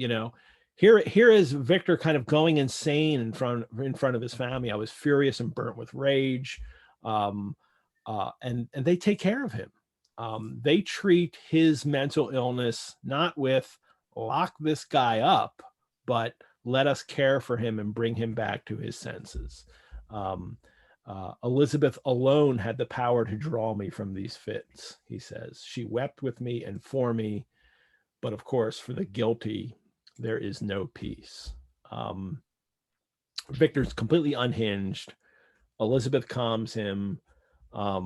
She weeps for him, but he only weeps for himself, right? Like he's weeping out of the misery that has happened because of the creation, but it's really, it's his own misery that he's, the way he feels. And what she provides for him, this kind of, this comfort, this is what the creature asked for. This is what the creature said. I need you to make me a mate to take care of me in my misery. And Victor doesn't recognize this, that he has what the creature has asked for. He has a father and a family and a mate that will care for him in his misery. But Victor only sees his own misery. So he's awful. Let's all hate him. This is totally dogpiling Victor chapters here, these two. None on but she's asking him, like, or is his dad here? Wait, who is this now? This is his dad. He's saying, are you in love with somebody else? No, I will, and I'm not, and I love Elizabeth. Hey, he's finally said it. But not to her.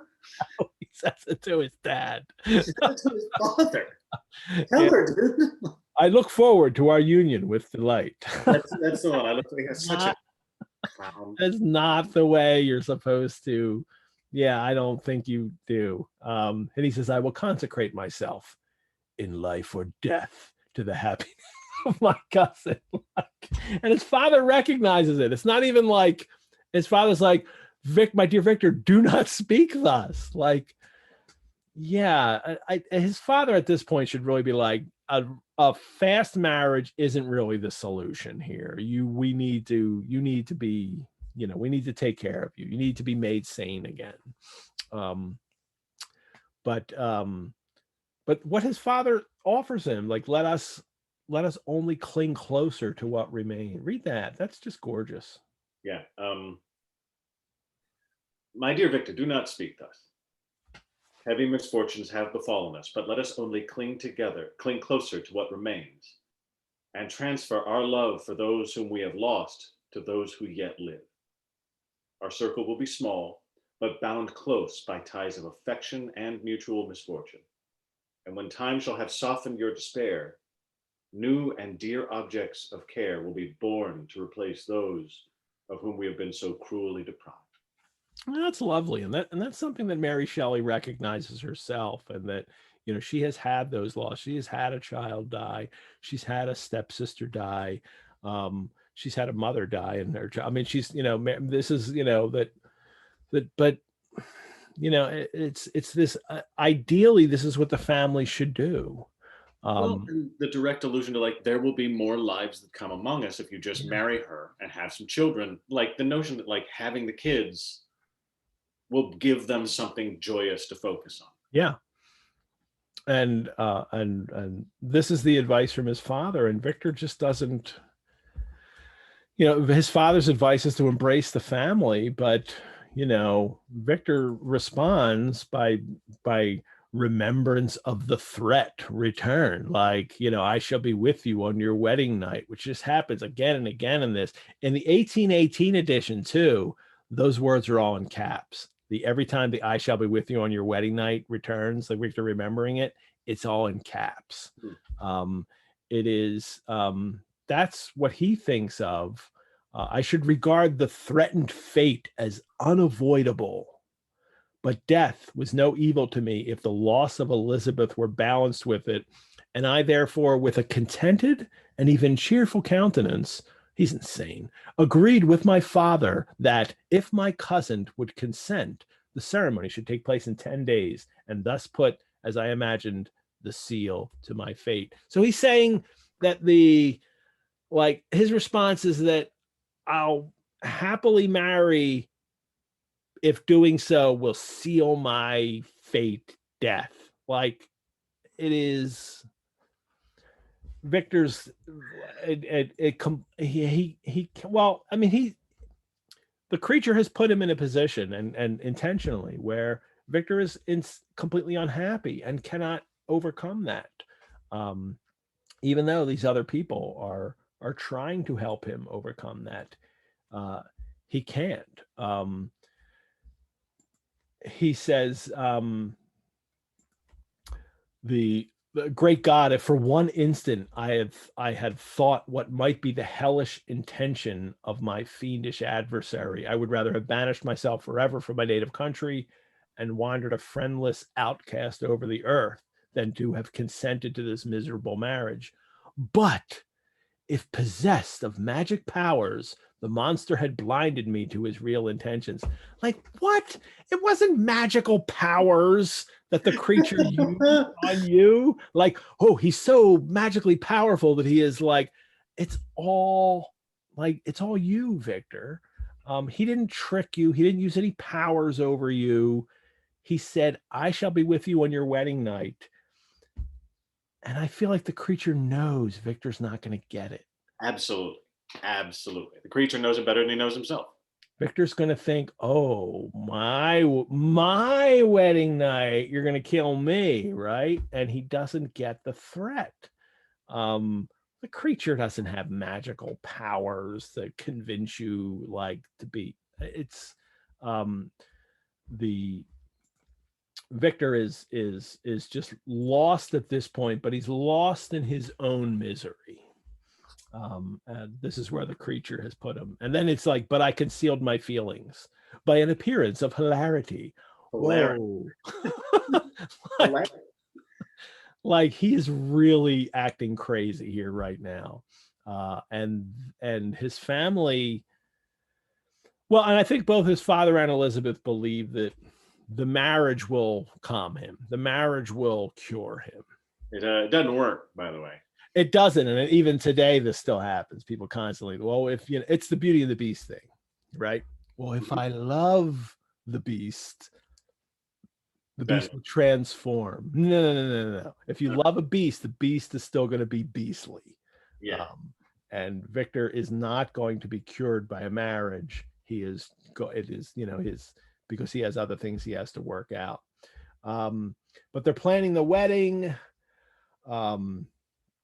They entered with seeming earnestness into the plans of my father. So his father's really planning the wedding, although they might only serve as the decorations of my tragedy. All I can think of is like, decorations of my tragedy are the worst wedding reception decorations ever. Great theme for a prom, though. Yeah, decorations of my tragedy.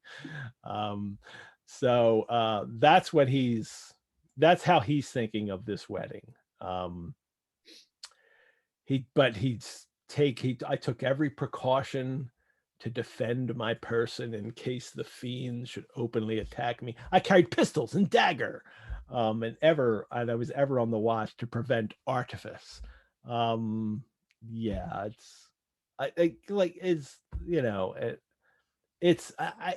don't think you can help but recognize the futility of this. But for the reader, I think it's the futility of Victor. The creature could just, pick you up and break you. And he's been shot and just walked it off. Yeah. But for Victor it's his own folly that he thinks he can defend himself against the creature. And I think it's pretty easy that we're meant to notice that it's folly that he thinks he can defend himself. Oh, there's a bunch more things in the questions here. Hamed says, I think it's clear that Victor the same, and that they're two sides of the same coin, inverses of one another. Perhaps that's why Victor is so unsympathetic, because the creature has all the sympathy on his side of the coin.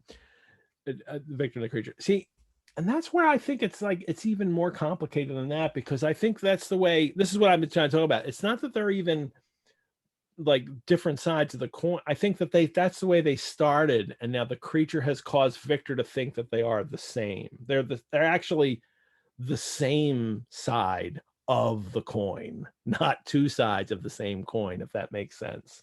And it completely causes Victor to not recognize what's really going on here.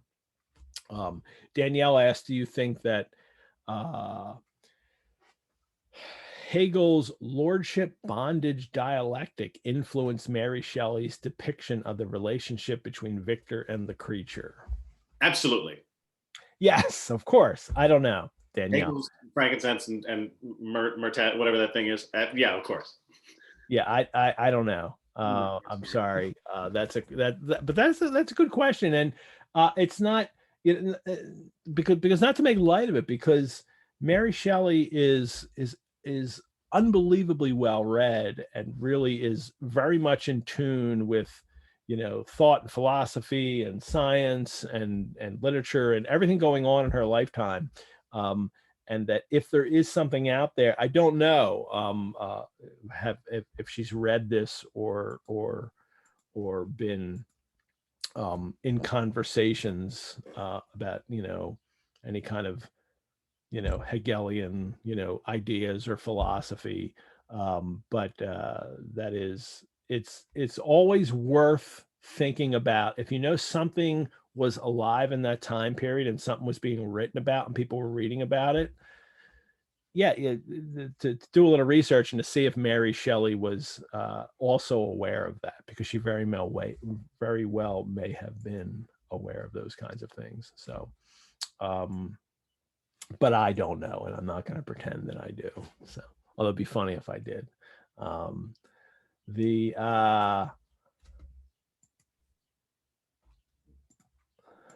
One more here.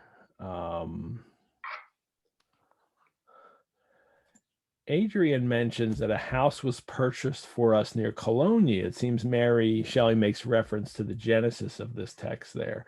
Yeah, and that could be it. That Victor will mention, as I'm getting to this right now, that they have this house that they purchased near Cologne, and it's all very much, we dealt with this in one of the episodes earlier when Victor went back to Geneva for the first time, and we looked at even the map and all the positions of it, and the Villa Diodati, where they were telling the stories,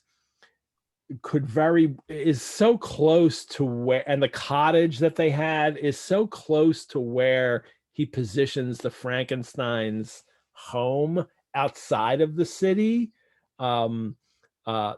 that Mary Shelley is absolutely thinking of the area that she was in, that she visited, and she is placing her characters in.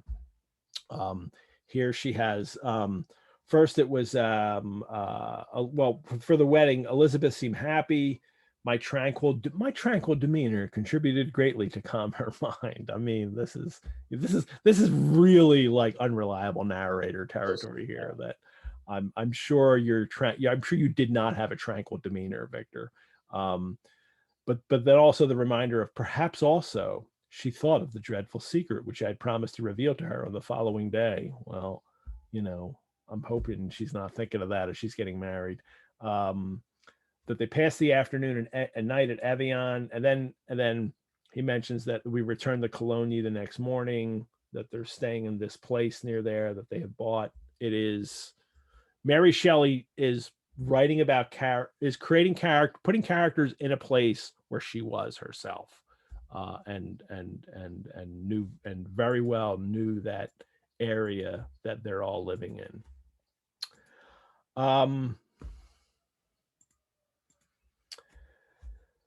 They have a ceremony and that, but it's, but it's just, it's that's it. Like they're married and now they're off on their own. Like not much. We don't get the big wedding scene in this. And you don't in old books. Even like Jane Austen and romance things, like we have in our current age, the wedding is so central to the couples coming together, but it's not for people in the 19th century, especially early 19th century. It is literally the quickest ceremony possible for most people. And it's all about after the wedding and before the wedding, but never the wedding itself is not what is central to literary texts, especially writing about weddings in the 19th century. I do think, however, in this particular instance, it struck me because it's something that Mary Shelley has done a lot over these last two chapters, these kind of like Victor-centric, where the creature is conspicuous by his absence, that what we would consider event, which is what most books now live with, they go from event to event to event. This is so much about the internal thing, because what we skip over a fair amount of the trial. We talk about some of the depositions, but True, yeah. Once the assizes come, it's just bang, it's over. And the wedding is the same way. But I think what the wedding makes me think of is his arrival home. He sends her that dreadful letter. And then the next paragraph is, a week after I had been home, this was this. Like, you don't get the reunion scene. You don't get them standing on the docks. Like, you don't get returning to, like, none of that stuff. And it's interesting to me that what we would look for as like the scenes that the reader or the audience would want to enjoy are completely skipped over in these chapters. Yeah. Here it's after the ceremony was performed, a large party assembled at my father's. But it was great. Elizabeth and I should pass the afternoon and night at Evian. Like, that's it. That's over. So they're married. They don't even talk about the party. None of it. It's the decorations of my tragedy. Come on. Wasn't somebody commenting on that? But it's honeymoon time right away. And what Victor notices in the honeymoon is, I took the hand of Elizabeth. You are sorrowful, my love. If you knew what I have suffered and what I may yet endure, Dan can't even hold this, you would endeavor to let me taste the quiet and freedom from despair that this one day at least permits me to enjoy. Babe, you're clearly sad. Would you please shut up for a minute? I'm so distraught. If you only knew my suffering, you would smile. You would smile and take me up. Like, I'm clearly far more furious with Victor for this line than the whole, like, I'll tell you this horrible secret after the proposal line. Like, this is the worst thing said in this entire novel. This is worse than all the curses he has inflicted on the creature. This is so, I'm not concerned with how you feel. It's all about me. Please recognize me. This is just the worst. I don't know when this is my edition with all my notes in it all through there. I don't know when I first did this and wrote this note in here, but at that point in this chapter, my note is, I took the hand of Elizabeth. I underlined "you are sorrowful, what I may endure" kind of thing. My note says, "What an asshole." I don't even know when I wrote that, but it was clearly the moment where I can't believe Victor would say that. I understand how this novel is fashioned all along and how he believes this is some kind of destiny, and he can't recognize the choice that he has, and he's in misery, but at this point it's like it's like he stepped over the line for me and tells Elizabeth, maybe you should smile because I'm really unhappy, is the worst. So I'm completely under the bus. I'm done with Victor. I don't I don't even want him to be happy. Like, I don't want any resolution now. I joked today that when I was posting about today's show, that it's like, oh, and there's going to be a wedding, and woo, like finally this novel becomes happy. Yeah, clearly, I mean, that was joke, but it's so the opposite.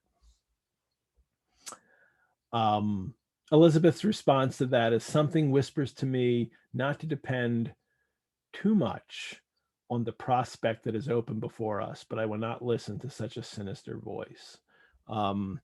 She's still hoping, even though she can't believe, well, I mean, I'm sorry, I should have said he says that to her and she says, "Be happy, my dear Victor." Like, I mean, he's the worst. She doesn't deserve her. No, not by a country mile. Got it. So this chapter ends with then this a kind of reflection of nature too. Like, this is, the wind which had hitherto carried us along with amazing rapidity sunk at sunset to a light breeze. The soft air just ruffled the water. The sun sunk beneath the horizon as we landed, and as I touched the shore, I felt those cares and fears revive, which soon were to clasp me and cling to me forever. So he still can't get solace and he can't get solace in nature, and it's like, me. So anyone out there, if you have a honeymoon, I hope you're not really, I hope on the honeymoon you're not like me the whole time. So, and I give you the opposite advice. Anyone out there, if you have a honeymoon coming up, I dare you to say this to the person you married and see what happens to you. I dare you. I heard laughter from downstairs from my wife. She cracked up at that. Yeah, Victor is he's not this isn't a rom-com, people, and Victor's not the one that is the ideal marriage partner for anyone, let alone Elizabeth. Well, anything to add at the end, Dan, before we wrap this up? You did say you were going to reveal something about a tattoo. Oh, I forgot. I do have a tattoo. It's an eagle, and I've often thought about changing this into a Philadelphia Eagles tattoo. But I got this tattoo when I was 17 years old. senior week after graduating high school. And I've never gotten another, although I've always wanted to get like a whale on here and a Moby Dick tattoo, but I've never gone for more of them. But this is my eagle here, and you can't really read it here. It actually says under it, "Free Bird." I have like a Leonard Skinner tattoo. Thankfully, it's not, anything more than an eagle and "Free Bird" under it. And it's the tattoo that I got, and I love having it. But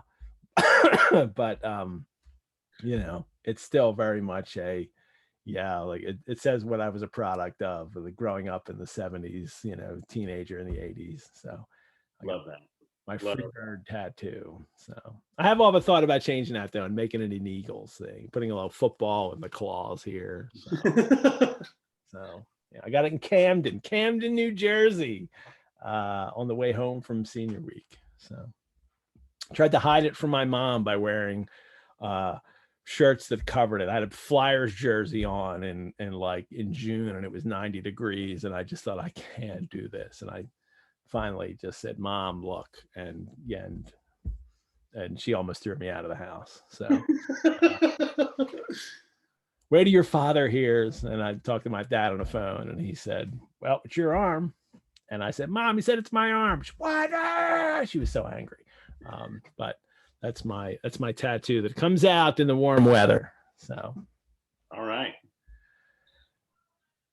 All righty. I hear my kids shouting downstairs. They've all heard these stories. Franken readers, thank you for tuning in today. We'll post this recording on our website. And if that's how you're watching, thank you. I'm glad you're watching us that way. We have a Sundays with Frankenstein Facebook group where we can continue the conversation. Look us up on Facebook and join in that conversation. I am always available to answer questions via email. Next week, the Ghoul Guides will be joining me, Mary Going and Dr. Lauren Nixon. They'll be back to co-host for chapters 6 and part of 7. And I'll tell you where we're dividing that in a second. And then on April 25th, the following week, we're dealing with the end of chapter 7 with Dr. Anastasia Klimchinskaya and special guest Leslie Klinger. But that means, Dan, this is it for your last week of doing a chapter. Yeah, this is the end of my chapterhood. So, but you will be back on May 2nd, because then we're going to do an after show and a wrap up, and all the co-hosts will be here. Yeah. So, and next week we will reveal our next Sunday's book. So everybody has been anxiously awaiting, what book am I going to do a Sunday show on next, where we talk every week and deep dive into a great literary text. That will be revealed next week. The first edition of Mary Shelley's Frankenstein is just one of the many gems of the Rosenbach's collections. If you're looking for more virtual engagement, head on over to the Rosenbach website. Check out the other virtual offerings we have, including our gallery gateways and exhibitions. And the Rosenbach's also open right now. You can go online. You can sign up for a time ticket, one party at a time. I think it's limited to 4 people. You can get to see the exhibitions in the museum and the garden all yourself.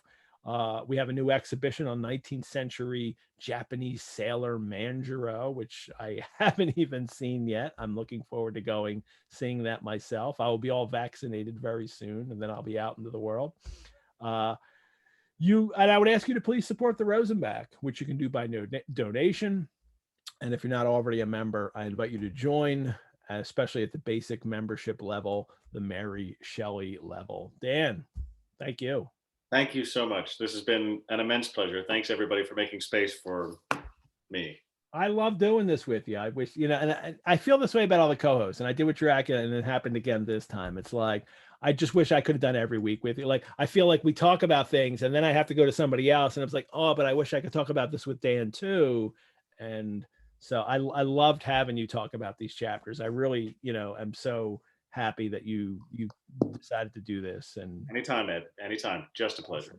All right, everyone. Join us next week on Sundays with Frankenstein for volume 3, chapters 6 and part of 7. And actually what we'll do is we'll cover up to, because it'll be Victor's then journey, and then the letters of Walton will come in again.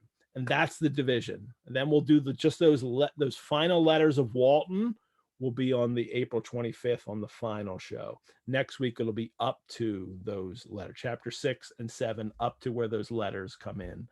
And we will learn about the rest of Victor and Elizabeth's honeymoon, and then Victor's long, cold journey, which he absolutely deserves to have, right? So